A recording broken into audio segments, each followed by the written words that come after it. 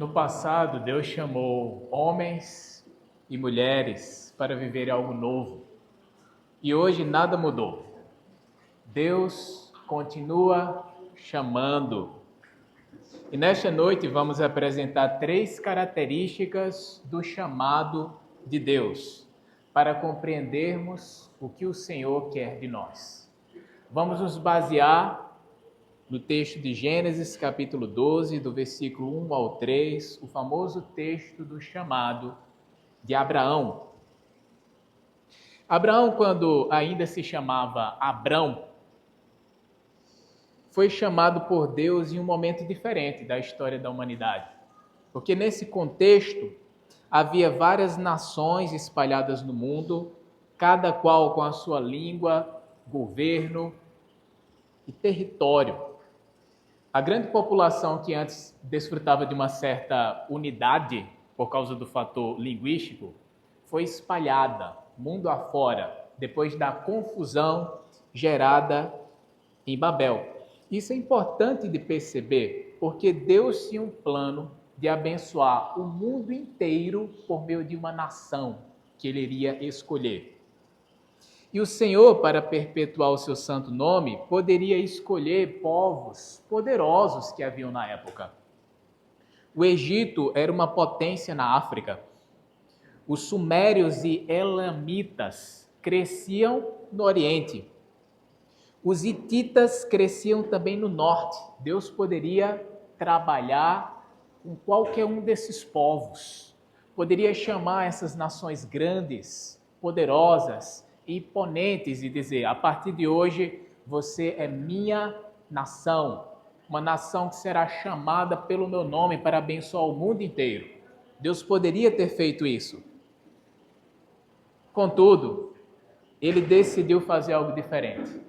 Ele decidiu começar uma nação do zero a partir de um idoso anônimo e que possuía uma mulher estéril. Assim Deus escolheu chamar Abraão para começar um novo povo, a fim de abençoar o mundo. Deus chama Abraão dizendo: saia da tua terra, da tua parentela, da casa dos teus pais e vá para o lugar que eu te mostrarei. A partir do primeiro versículo, podemos chegar à conclusão que o chamado de Deus é desafiador. Essa é a primeira característica do chamado de Deus que gostaria de expor hoje. O chamado de Deus é desafiador. Abraão vivia na cidade de Ur dos Caldeus. Era uma cidade boa para se viver, na beira do rio Eufrates, sob o governo de um rei, com exército, urbanização, infraestrutura, programas de capacitação profissional, tecnologia em certa medida. Em Ur, Abraão tinha tudo para se desenvolver, para crescer. Era uma boa cidade. Abraão foi chamado para deixar o conforto, segurança, estabilidade, e não somente isso, ele também foi chamado para abandonar os seus vínculos afetivos e toda a sua relação com a cultura e com a religião dos seus antepassados. Isso é muito duro. Isso é o equivalente a abandonar toda a sua identidade. E sabe de uma coisa? Abraão aceitou. O Senhor está me convidando para perder a minha própria identidade, para largar a minha cidade, o meu contexto, essa estabilidade que tenho, esse conforto, a minha família. O Senhor está me chamando para isso? Abraão decidiu obedecer àquele que o chamou. Ele chegou à conclusão que aquele que o chamava valia mais do que todas as coisas que ele possuía. Agora veio o pedido mais difícil, com base ainda no versículo 1. Vá para a terra que eu lhe mostrarei. Abraão, você precisa deixar a cidade de Ur dos Caldeus, todo esse contexto no qual você vive, e você precisa ir para a terra que eu vou te mostrar. Deus não disse qual seria a terra. Abraão partiu sem saber para onde ele ia, mas saberia que Deus iria guiá-lo. Mas Deus não deu detalhes ainda sobre essa terra. Isso implica que Abraão, durante um certo tempo, ou seja, até chegar a esta terra específica, ele viveria uma vida de nômade, uma vida de peregrino. Viveria como um viajante, como um forasteiro, desde Ur até o seu destino. E aí é onde mora o problema. Os nômades, na antiga Mesopotâmia, eram odiados, tanto pelas nações-estados como pelas comunidades agropastoris da região. O nômade era visto como um ladrão, como um trapaceiro. Porque os nômades, junto com seus camelos, junto com os seus animais, eles invadiam os territórios e roubavam alimento, roubavam mantimentos. Era assim que os nômades viviam. E Deus chamou Abraão para ser nômade por um tempo. Isso poderia pegar mal, né? Abraão diz, nossa, o que as pessoas vão pensar de mim? Deixei a cidade de Ur dos Caldeus para viver como peregrino, para viver como nômade por um determinado tempo. Será que as pessoas vão me entender? Será que as pessoas não vão me confundir como alguém desonesto, como alguém que tem uma vida diferente da vida que realmente tenho? Irmãos, se Abraão pensasse apenas no seu conforto, na sua cultura, nos seus sonhos, nos seus vínculos afetivos, nos seus projetos, no seu legado e naquilo do que as pessoas vão achar, ele não atenderia de modo algum o chamado de Deus. Abraão não pensou nele, ele pensou naquele que o estava chamando. Ele julgou que o chamado de Deus era mais potente. Ele julgou que a palavra de Deus valia mais e que a história que Deus estava construindo para ele a partir desse chamado seria muito e muito melhor. E Abraão, com fé na palavra de Deus, decidiu partir. E de modo semelhante, Deus hoje está nos chamando. Assim como ele chamou Abraão, ele também está te chamando por meio da sua palavra poderosa. Mas se você se conformar com a sua própria vida, com os seus próprios sonhos, com os seus próprios projetos, com os seus desejos, com aquilo que você tem, precisa e quer, e achar que isso é o suficiente para você, Deus não vai trabalhar na sua vida. Se você somente se apegar àquilo que você tem, quer e deseja, você não vai conseguir viver aquilo que Deus preparou para você. O chamado de Deus é desconfortável. O chamado de Deus nos desafia a fazer coisas que normalmente não faríamos, a adquirir uma certa coragem que não teríamos. Mas se ouvirmos a palavra de Deus, descobriremos o quão fundo a toca do coelho pode ir. Descobriremos para onde Deus está nos levando e o que Ele quer fazer na nossa vida. O chamado de Deus realmente é desafiador, ele exige abnegação da nossa parte, mas ainda há outra característica do chamado de Deus que gostaria de apresentar aqui a partir da história do chamado de Abraão. O chamado de Deus, além de ser desafiador, é identitário. O que isso quer dizer? É um chamado que está atrelado à construção de identidade, à construção de quem você é? Preste atenção no versículo de número 2, de Gênesis 12, 2. De ti farei uma grande nação, e te abençoarei, e engrandecerei o nome. O Senhor chamou Abrão para fazer dele uma nação grande. E também um personagem com um nome famoso na história. Temos aqui promessas de mudança de sua história pessoal e também do seu futuro. Mais na frente, Deus mudou o nome de Abrão para Abrão. A palavra Abrão significa pai exaltado. Mas a palavra Abraão significa pai de multidões. Temos aqui um novo CPF.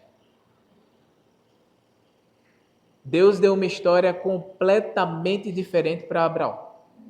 Se Abraão não atentasse ao chamado de Deus, ele morreria em Ur, sem filhos, ficaria esquecido na história.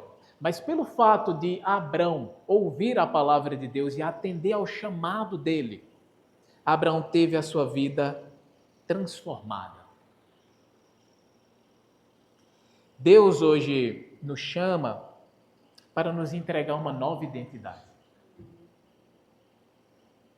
Quem atende ao chamado de Deus passa de criatura para filho de Deus, de condenado para salvo, de perdido para encontrado.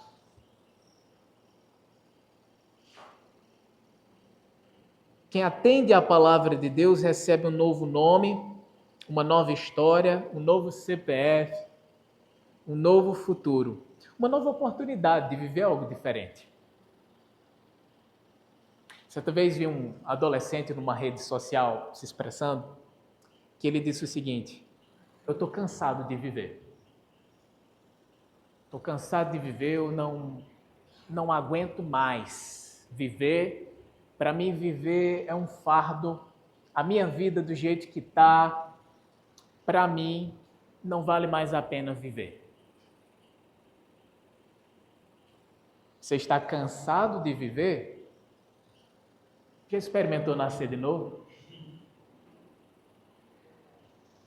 Já experimentou desfrutar de uma nova vida? Já experimentou ser uma nova criação? É isso que Deus, de fato, nos entrega. É por isso que o chamado de Deus é identitário, porque altera a nossa identidade, altera quem nós somos. Agora vamos apresentar a terceira e última característica do chamado de Deus. O chamado de Deus é missional. O que isso quer dizer? Isso quer dizer que o chamado de Deus está atrelado a uma missão. Deus nos chama, mas também nos dá propósito, nos dá missão. Ele não apenas altera a nossa identidade e nos desafia. Ele também nos dá propósito, nos dá missão. Olha só o versículo 3. Finalzinho aí do 2 para o 3 diz: seja uma bênção. Abençoarei os que te abençoarem e amaldiçoarei os que te amaldiçoarem. Em ti serão benditas todas as famílias da terra. Olha só o projeto de Deus para a vida de Abraão. Deus não apenas disse: eu vou mudar a sua história e a sua identidade, Abraão. Deus disse: a partir de você, todas as famílias da terra serão abençoadas. Eu quero fazer de você, Abraão, um instrumento de bênção ao mundo inteiro. Eu quero usar você como um canal das minhas bênçãos, para que outras pessoas sejam impactadas por meio de você. Abraão creu nisso. E ele passou a viver a vida da tenda e a vida do altar. Isso você pode descobrir no versículo de número 8 do capítulo 12, que fala isso claramente. Você pode conferir. Em que fala que Abraão, ele erigiu um altar para adorar o Senhor e também armou a sua tenda. Assim era a vida de Abraão. Armava a sua tenda, passava um tempo em acampamento naquele local, depois seguia estrada adiante para um outro lugar.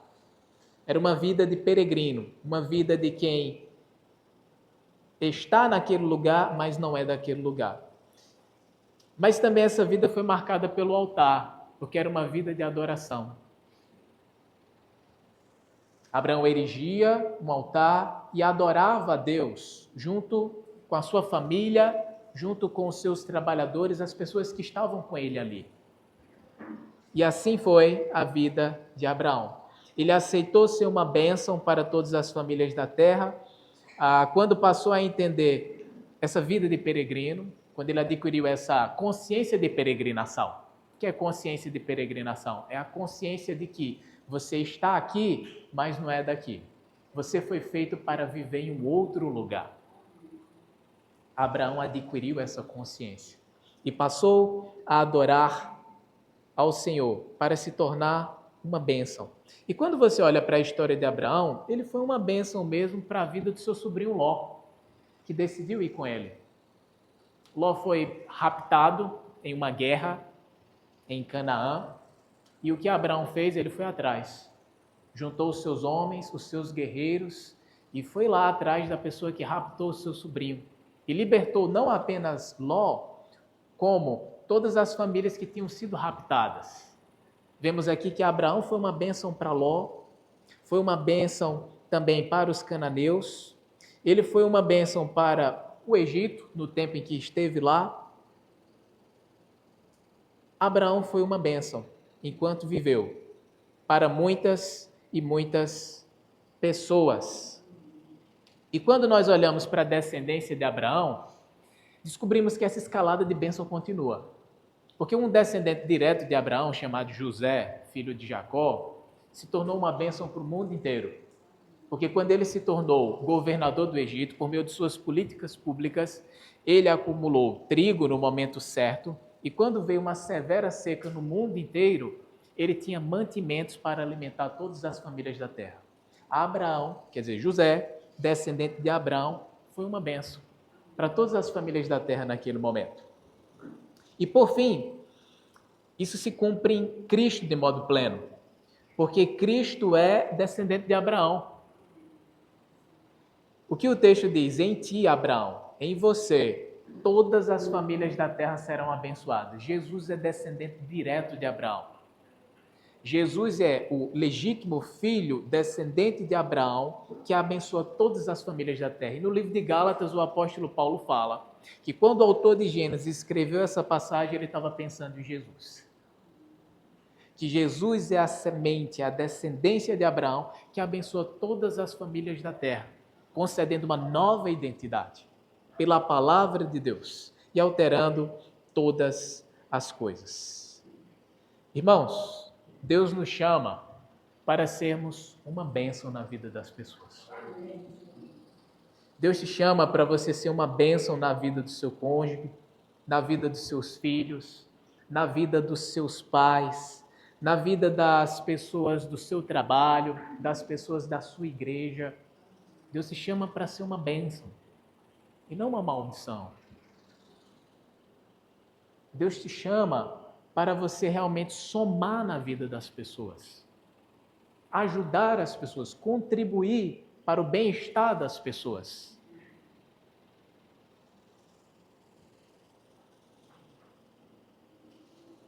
Quem aceita esse chamado missional de ser uma bênção na vida das pessoas, começa a se relacionar de modo diferente com elas. Porque eu vou me relacionar com as pessoas pensando, eu preciso ser uma bênção na vida dessa pessoa. Como é que eu posso ser uma bênção na vida dela? Como é que eu posso ser uma bênção na vida da pessoa que está próxima de mim?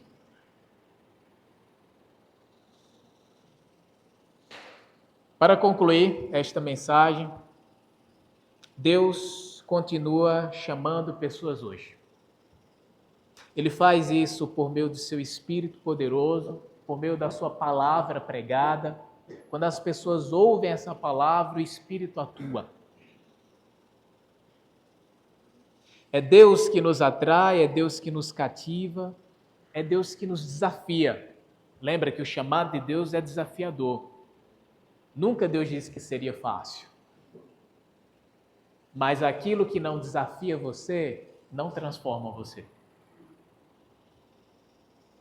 Deus nos chama e por meio desse chamado Ele nos desafia, Ele nos muda, nos transforma, altera a nossa identidade e nos chama para sermos uma bênção em Cristo Jesus. Quais são as pessoas que você vai abençoar essa semana? Pense de segunda adiante, quais são as pessoas que vão aparecer no seu caminho para você abençoar, para você ajudar, para você contribuir. Pense que enquanto você faz isso, você está atendendo ao chamado de Deus, de ser uma bênção na vida das pessoas. Deixe Deus desafiar você, mudar você, construir uma nova história, um novo futuro. Seja uma bênção.